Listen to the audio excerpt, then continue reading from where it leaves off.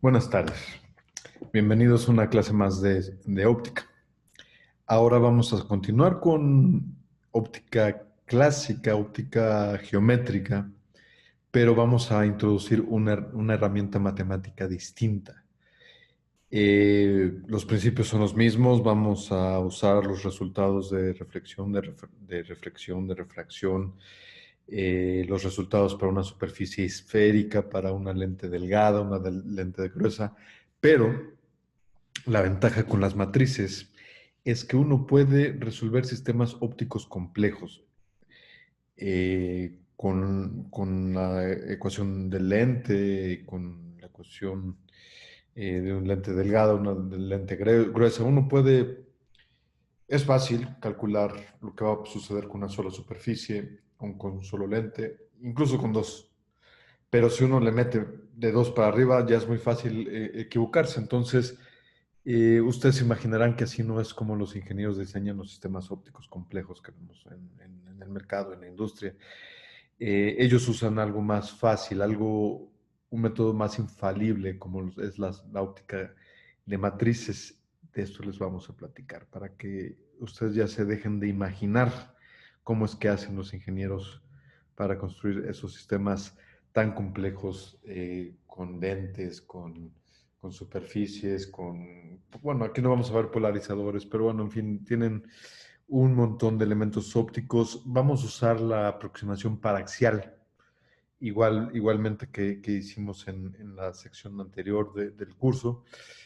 Eh, Nos sirve, vamos, es una aproximación que sirve un montón.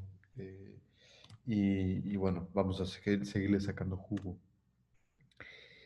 Entonces, ¿cuál es el método? Bueno, uno dice, yo tengo n elementos ópticos y voy considerando qué hace cada uno, incluso qué pasa entre ellos.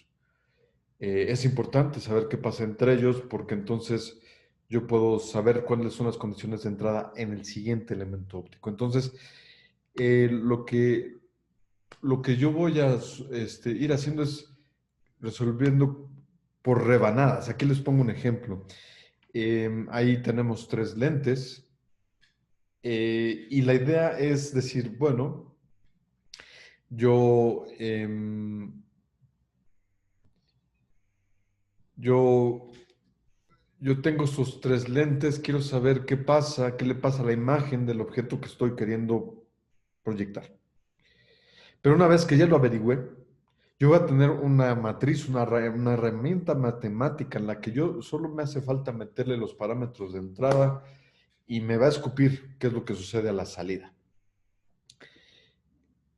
Yo lo voy a poder ver finalmente como una caja negra y entonces me voy a olvidar de eso. Para mí va a ser simplemente una herramienta más para la función que yo quiera para ese sistema óptico. Bueno, ya entrados en el tema, pues vamos a empezar. O sea, ¿a qué me refiero con parámetros de entrada y parámetros de salida? Bueno, la óptica gaussiana nos dice, nos relaciona, ¿no? Que si yo tengo un rayo de luz viajando en un medio homogéneo, un medio con un solo índice de refracción, el rayo se va a seguir derecho, no va a tener una trayectoria recta en general. Vamos a fijar como eje de referencia, como marco, nuestra referencia principal va a ser el eje de propagación que estamos marcando aquí con la línea punteada. Este de aquí es el eje de propagación. Déjenme cambiar de color, que el rojo es como que llama mucho la atención. Quiero llamar la atención, pero no tanto. Vamos a ver. Vamos a ponerle azul. Bueno, entonces tenemos una línea recta. ¿Qué parámetros nos definen una línea recta? Bueno, pues su posición en el eje X contra su posición con el eje Y. Y esas dos van a estar relacionadas por el ángulo, la pendiente que tenga. De hecho, si yo tengo la pendiente, entonces ya no, bueno, sí necesito la distancia recorrida en el eje X. Entonces son esos tres parámetros los que necesitamos saber. Cuánto recorre en el medio que yo estoy considerando, eh, con qué ángulo llega a una frontera entre medios, que aquí estoy pintando la frontera en azul, esta de acá. Y bueno, en base a eso, la idea es, bueno, yo tengo los parámetros alfa 1, N1, Y1. Bueno, pues, ¿qué va a pasar con los parámetros alfa 2? Bueno, N2 ya lo sabemos, porque si no lo sabemos, no tenemos claro el sistema que queremos estudiar. Pero, bueno, en este caso, cuando estoy hablando de una interfaz, pues a la posición, a la altura no le da tiempo de cambiar. Entonces, Y1 en este caso es igual a Y2. Pero bueno, ya veremos al menos un par de casos en el que esto no se cumple. Entonces, la propuesta es escribir un vector donde yo tenga explícitamente los parámetros que quiero averiguar. Y ese va a ser función de mis parámetros de entrada, un vector que contiene mis parámetros de entrada y de una matriz. Y esta matriz va a ser la matriz del elemento que quiero estudiar. Entonces, de aquí en adelante, todo se va a tratar de averiguar qué matriz es la matriz adecuada para describir la rebanada que yo quiero estudiar. Cada rebanada en principio va a ser distinta, entonces yo tengo que estar listo a tener las herramientas suficientes como para ir describiéndolas una a una. ¿De acuerdo? Bueno, no me voy a esperar a que me contesten porque esto es un video, pero yo espero que digan, sí, estoy de acuerdo. Entonces, es una matriz de 2 por 2. Se le llama tradicionalmente A, B, C y D, pues porque no había mucha imaginación cuando se le puso un nombre. Y ese todo de aquí en adelante se va a tratar en averiguar cuánto vale cada uno de esos términos que ocupan los sitios de la matriz. Entonces, en general, tenemos un montón de rebanadas. En este caso, simplemente les puse 5 rebanadas. Yo lo que quiero hacer es asignarle una matriz a cada rebanada, a cada elemento óptico, de tal manera que, fíjense, este método, no les dije, es aplicar la óptica gaussiana, pero el que lo inventó, el que se dio cuenta que uno podía hacer esto con matrices, fue un inglés que se llama Thomas Smith. Eh, Fue por ahí de los años 30. Si ustedes meten ese nombre a Google o en Wikipedia, se van a dar una idea de quién era. Era un tipo interesante, no es tan famoso como otros en la historia, pero bueno, tiene contribuciones interesantes en la óptica. Entonces, bueno, la idea es que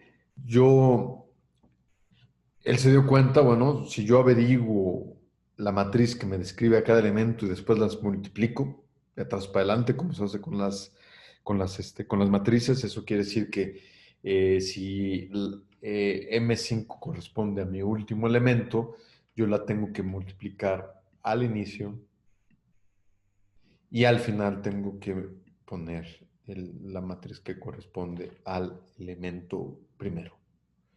Entonces, bueno, cuál es la idea? Que esta M, la matriz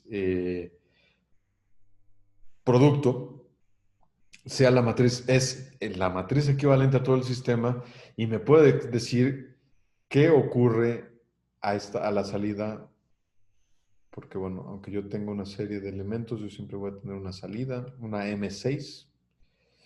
En función de todo lo que está aquí, que yo al final, si logro obtener mi matriz M, a partir de la matriz M1, M2, M3, M4 y M5, entonces sí, efectivamente voy a poder ver a todo este sistema que puede llegar a ser muy complejo y casi imposible de calcular a mano, pues yo simplemente lo voy a ver como una caja negra, le meto parámetros, saco parámetros y todos muy contentos. Bueno, vamos a empezar con dos de las matrices más sencillas. Vamos a ir, si pensamos bien, todos los elementos ópticos están compuestos por medios homogéneos, por más delgada que yo haga la capa de un material, esa capita va a ser homogénea, por superficies rectas, por superficies curvas. Entonces vamos a empezar por algo muy sencillo que es un medio homogéneo. La, la superficie recta ya la vimos implícitamente, seguramente va a haber que repasarlo en algún ejercicio, pero bueno, de eso no se preocupen. Vamos a hacer ejercicios. Em, bien, ¿qué sucede en un medio homogéneo? Bueno, quedamos que el rayo viaja en línea recta, pero bueno, esa recta puede tener un ángulo arbitrario con respecto al eje de propagación. Conforme vaya avanzando una distancia t, y si yo sé cuál es el ángulo alfa que le da su pendiente, entonces, dada y1, yo puedo encontrar cuánto vale y2. Ahí sí va a cambiar la altura. Entonces, para las y tenemos esta ecuación y1 igual a, no, perdón, y2 es igual a y1 más alfa t. Eso es geometría analítica básica. Y aquí no estamos cambiando de medio, aquí no estamos cambiando de índice de refracción de tal manera que el ángulo alfa 2 es igual a alfa 1, llamémosle alfa. La matriz, esto va a ser un ejercicio, ya sea en clase o de tarea. La matriz que describa esta transformación está dada por una matriz diagonal con algo. Vamos a ir viendo que todas las matrices que describen a los elementos ópticos, a menos de que sea algo pues muy complejo, a un elemento básico, en general las matrices están eh, descritas por un elemento diagonal, o sea, por dos unos en diagonal, y otro elemento más distinto de cero, y eso depende dónde está el cambio, en qué variable está el cambio. En este caso tenemos un cambio en y, y por eso este de acá es distinto de cero. Les digo, es muy fácil de comprobar, los invito, acabando de ver este video, que lo hagan. Si no, de todos modos lo vamos a hacer después. Que esta para el medio homogéneo, la matriz equivalente, la matriz que yo me describe el medio homogéneo, lo único que uno tiene que hacer es eh, sentar, primero, pues bueno, tengo un sistema de dos ecuaciones con dos incógnitas y después encontrar la matriz que equivale a ese sistema de ecuaciones o hacerlo a la inversa. Yo lo meto a a mi forma original, le hago chaca chaca y entonces ya veo que sí, que efectivamente esta de acá es la buena. A eso le podremos llamar ingeniería en reversa. Muy bien. Ahora vamos por algo un poquito más complejo. Algo un poquito más complejo, pero que no es ajeno a ustedes. Una superficie esférica. Em,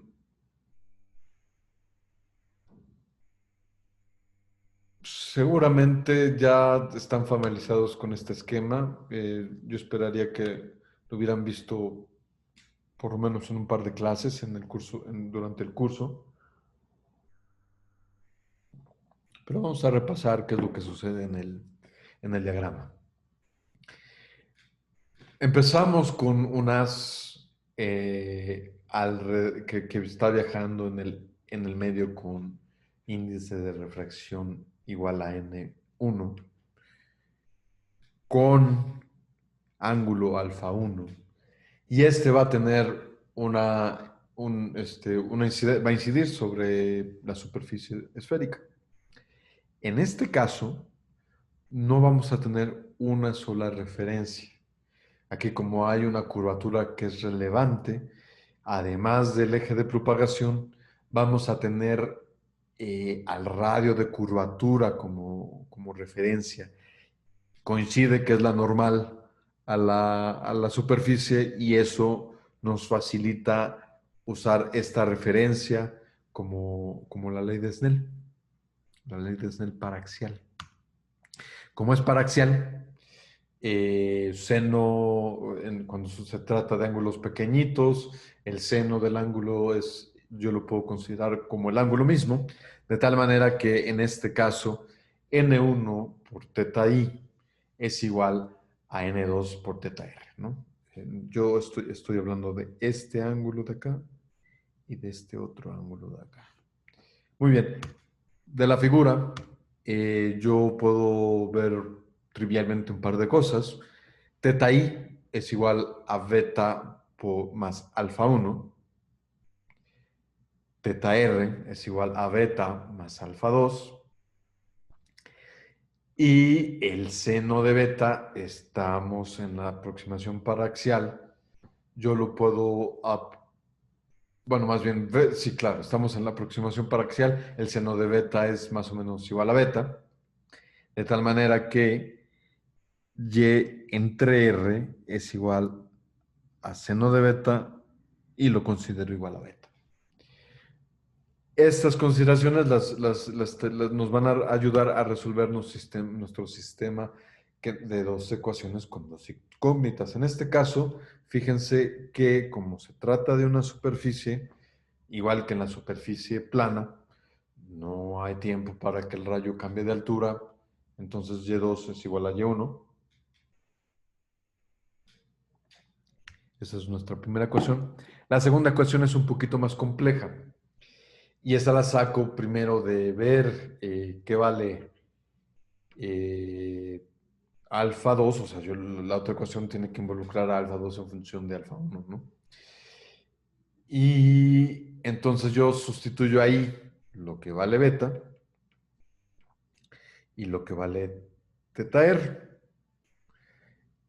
Es una álgebra bastante sencillita para llegar a que teta 2 es igual a n entre N1 entre N2 por alfa, más N1 menos N2 entre N2 por R por Y. Aquí recuerden que Y1 es igual a Y2, entonces da lo mismo que pongamos. Decimos Y2 es igual a Y1 igual a Y. Muy bien, ya tenemos nuestro sistema de dos ecuaciones sin dos incógnitas, por lo tanto, convénzanse, los invito a que se convenzan, para que es muy importante. Como es una herramienta matemática distinta, no sé ustedes, pero yo como que no estoy más acostumbrado a la aritmética que la álgebra lineal. Entonces es bueno que hagan ejercicios y vayan creando cierta intuición de cómo funciona el álgebra de matrices en este caso, y cómo funcionan eh, la óptica, ¿no? Aquí algo muy importante es que en el resultado aparece esto de acá, que seguramente van a reconocer de clases anteriores. Si lo ven bien, vaya, si se dan cuenta,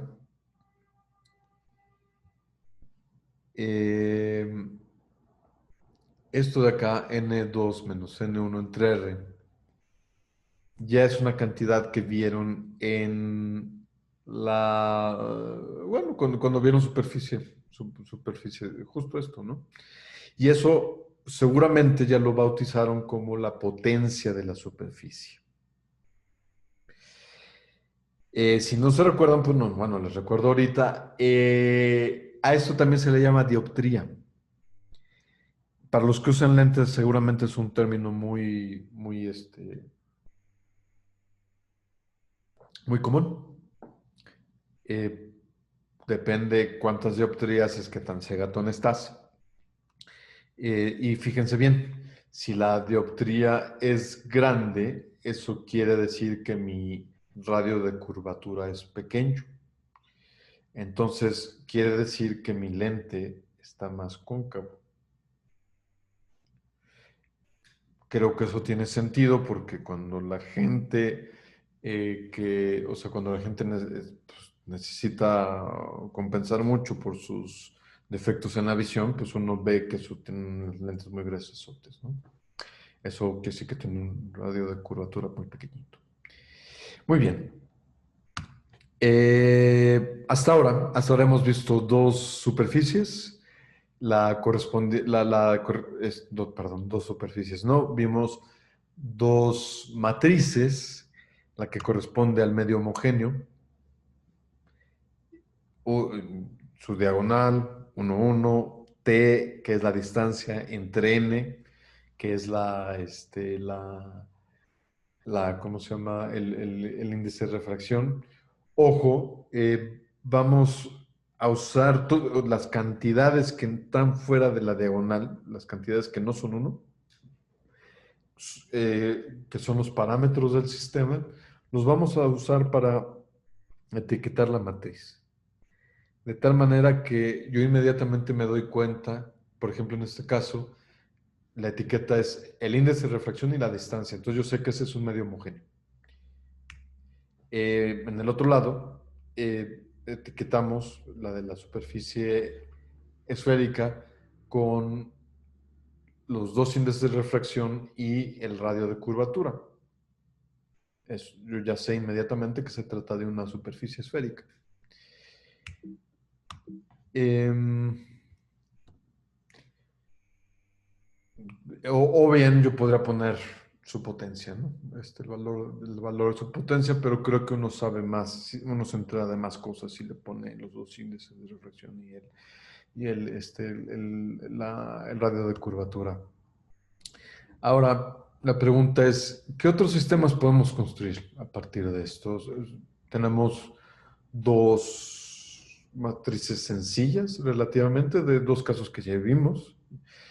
Y bueno, si se detiene un pequeño momento a pensar, pues se darán cuenta que ya tenemos los elementos suficientes para calcular la matriz de una lente esférica.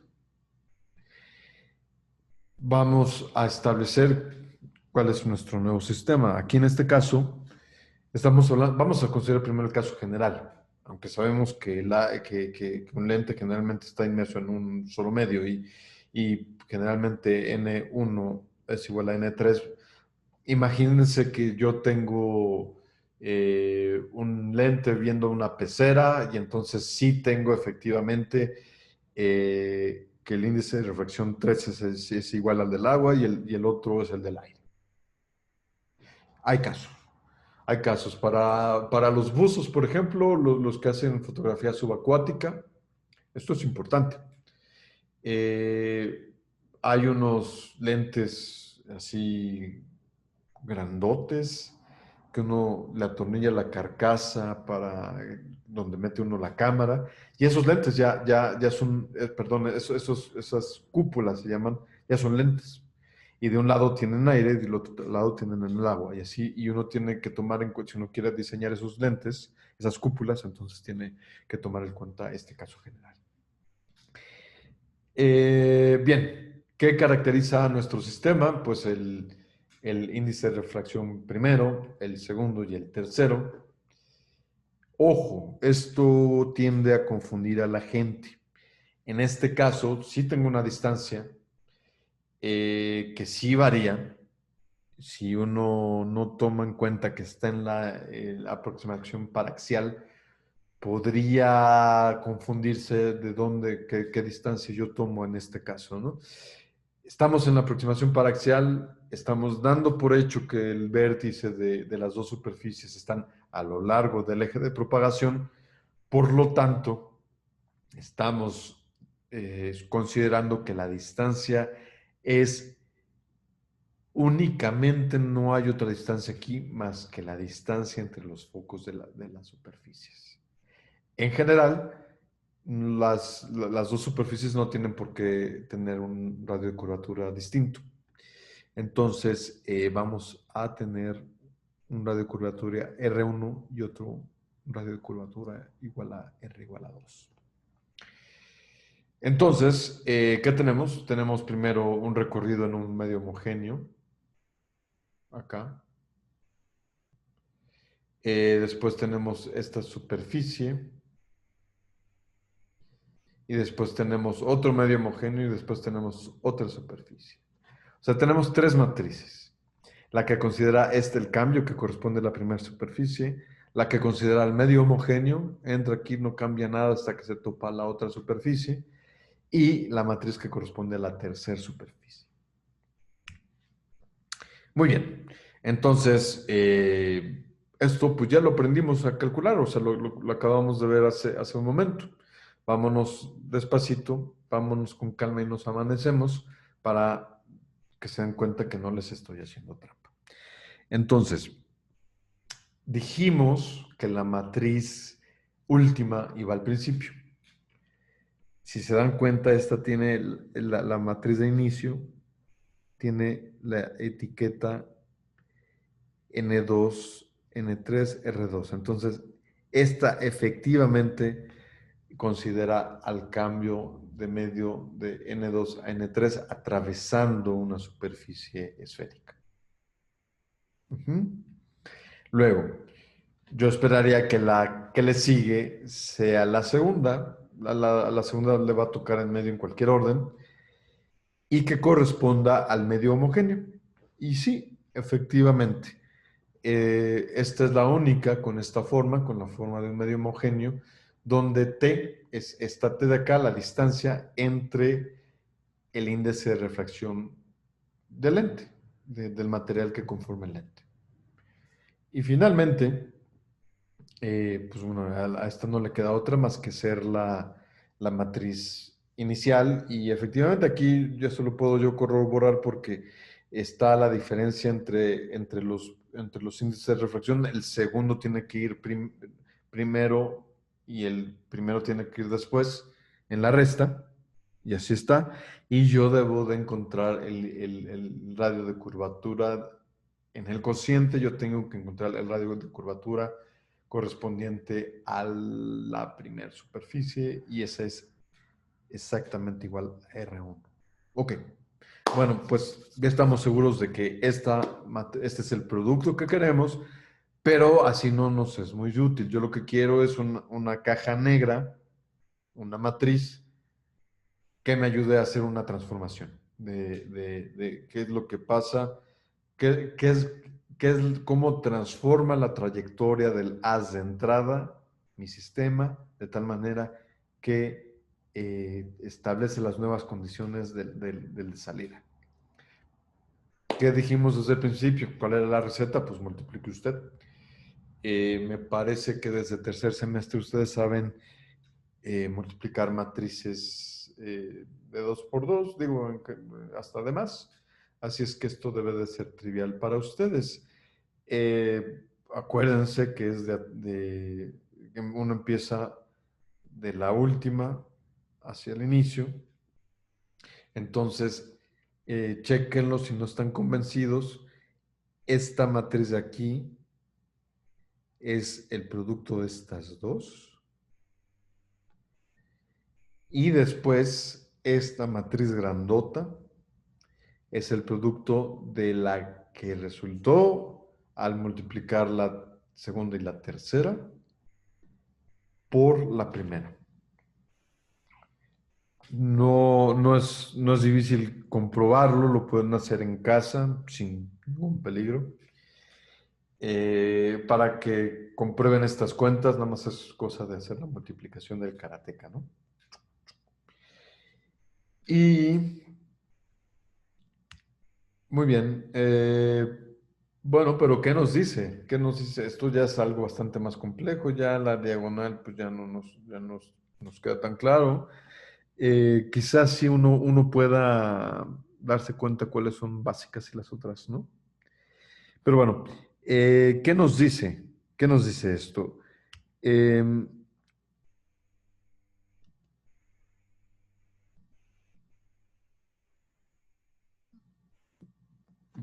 ok.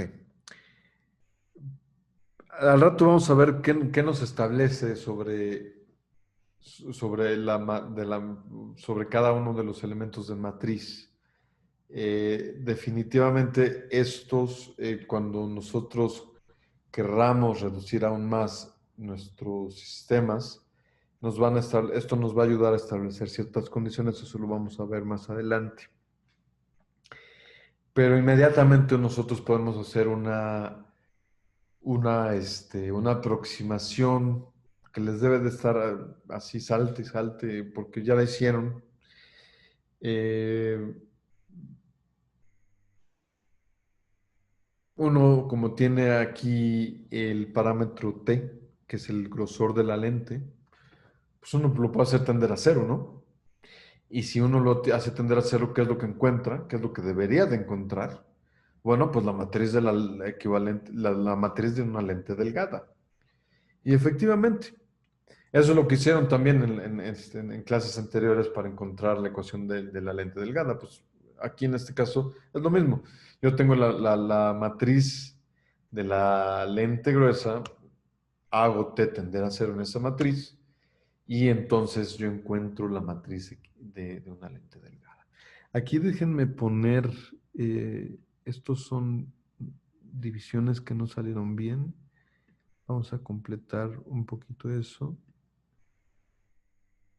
Ajá. Sí. Esto va acá. Aquí hay otra. Y aquí hay otra. Muy bien. Em,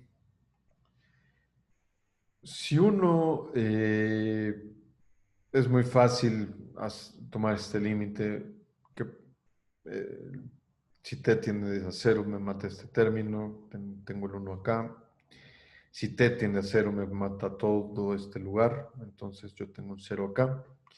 Si t tiende a cero en este A, B, C, C, solo va a tener el primer término, el término entre paréntesis. Y finalmente D me queda con un 1, porque esto también es igual a 0. ¿Qué es lo que sucede? Que yo tengo una lente delgada con cierta potencia y esta potencia queda con una definición algo complicada, pues ustedes imaginarán por qué. Pues porque aquí tenemos una complicación extra que estamos considerando un tercer medio. Entonces, bueno, pues nos queda una potencia un poquito larga, un poquito más larga de lo que estamos acostumbrados, pero ojo, esa potencia depende de los dos radios de curvatura, lo cual es razonable, porque en este caso tenemos dos radios de curvatura. Yo, a una superficie esférica la puedo caracterizar con una, pero una lente no. Muy bien, vamos a simplificarnos un poco la vida para... eh, es una simplificación que se encuentra en la vida real mucho más que el caso general. Uno normalmente usa lentes en el aire, entonces no es descabellado tomar que N3 es igual a N1. Y bueno, ¿cómo nos queda la ecuación? Eso aquí lo único que hice es en esta ecuación hacer n1 igual a 3, n3, y lo que nos queda es esto, es esta expresión de acá.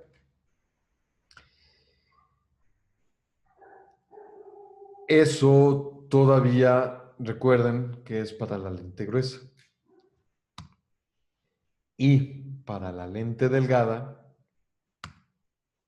tenemos que ahora sí vamos a poder definir una distancia focal, igual que hicieron cuando dedujeron la fórmula del fabricante de lentes. Esa distancia focal la tenemos acá, que fíjense bien, está dada por esto. Uno, N1 entre la distancia focal, uno puede corroborar que eso es consistente, o sea, vayan a sus notas y fíjense que si es consistente con la ecuación del fabricante del lente, y a esto nuevamente le llamamos potencia. Con esto vamos terminando la sesión de ahora. Fíjense muy bien, o sea, hay reglas, ¿no? O sea, cuando ustedes vieron álgebra lineal, en realidad fue álgebra de matrices y seguramente recordarán que hay ciertas condiciones para que una álgebra funcione. Una de ellas es que el determinante de, de las, de los elementos del álgebra sea uno. ¿Por qué? Porque si no, si los multiplicas, si no son uno, al multiplicarlos pueden valer cualquier cosa el resultado y eso eh, me da ambivalencias, me considera más de una solución y eso, pues, como se imaginarán, eso pues, puede resultar contraproducente. Muy bien. Aquí la dejamos. Esta fue nuestra primera sesión de álgebra de matrices y pues nos vemos en el siguiente video. Y bueno, por supuesto, nos vemos en la próxima sesión de Juárez. Hasta luego.